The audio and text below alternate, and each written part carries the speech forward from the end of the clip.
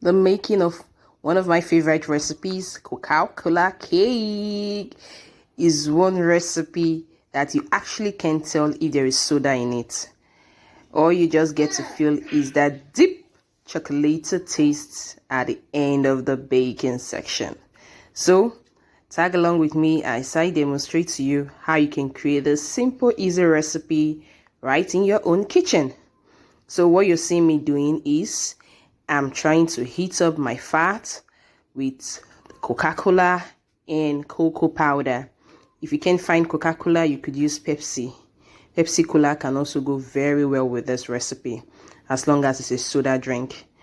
I don't think Sprite or the other drinks can go, but just those two options. Either you're using Coca-Cola or you're using Pepsi Cola.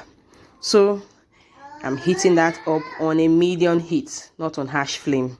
Harsh flame, you could get it burnt and that flavor you want will not be there. Yeah, taking a sip of what is left. That didn't hurt. So our mixture is ready. You can see it, everything is perfectly dissolved. The chocolate, everything just went in there. So I'm preparing my dried ingredients. This is one crucial aspect of the baking. Ensure your cornstarch, flour, baking powder, baking soda are all sieved together. It ensures even distribution and everything is fully incorporated when you sieve everything together. After that, if probably you forgot adding your baking leaving agents right into your flour, all you need to do is get to whisk and stir. Like you can see what I'm going to do right now. So that's sugar. If you feel this recipe is sugary, you could reduce it to 1.5 cup. 1.5 cup only. Don't go beyond that. If not, you won't get the desired moisture. What is a cake without sugar? So some sugar won't hurt. Actually, this recipe is not so sugary, but for some persons who have sweet tooth, you may choose to reduce your sugar to 1.5 cup. So I'm slightly beating my eggs.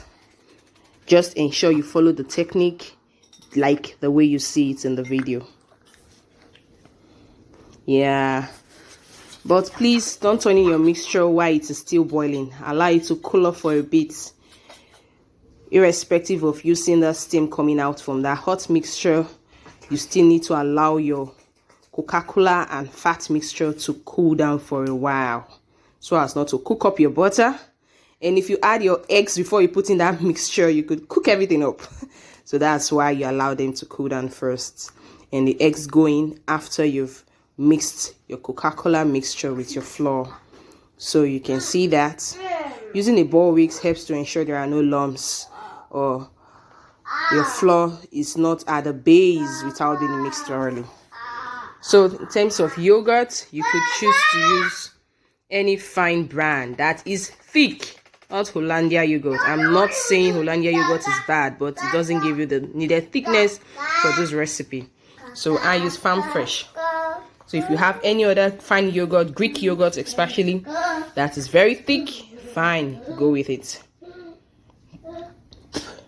So right there you're seeing is one of my strong vanilla flavors. And our cake is ready to go in. So now let's prepare our pan. If you don't have a tin foil, you could actually make use of a parchment paper or a neat brown paper.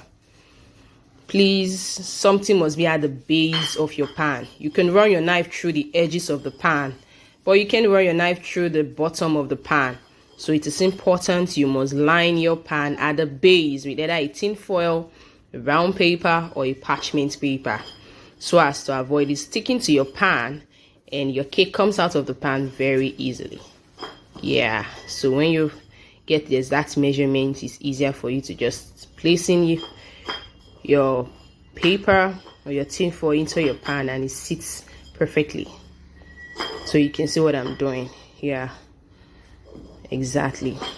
So if you don't use the exact measurement, there's tendency that your batter could go in between your paper lining and the pan, making it difficult for your cake to come out of your pan very easily. So if you're not told, you cannot easily tell there's something lying at the base of that pan. So that's what you're saying. Yeah. So remember to dust your pan with flour, please. I skipped that. But that pan you're seeing is dusted with flour. So I don't know what happened. I think I put off the video before that. So please, after applying a thin amount of fat to your pan, please dust it with flour. Very important before you pour in your batter. It makes your whole work so easy.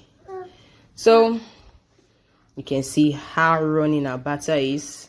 So if your batter comes out this way, just know you're halfway through to getting that desired nice soda chocolate cake.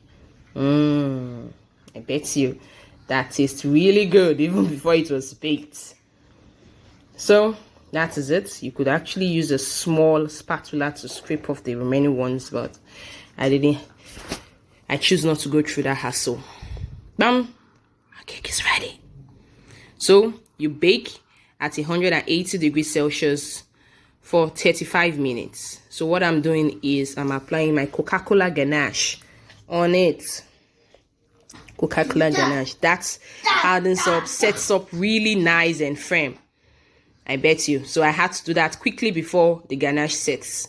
So if you have any favorite ganache of your choice, you could actually check through my page for the recipe of Coca-Cola ganache. This actually tasted so amazing, super moist, like you can see it in the video.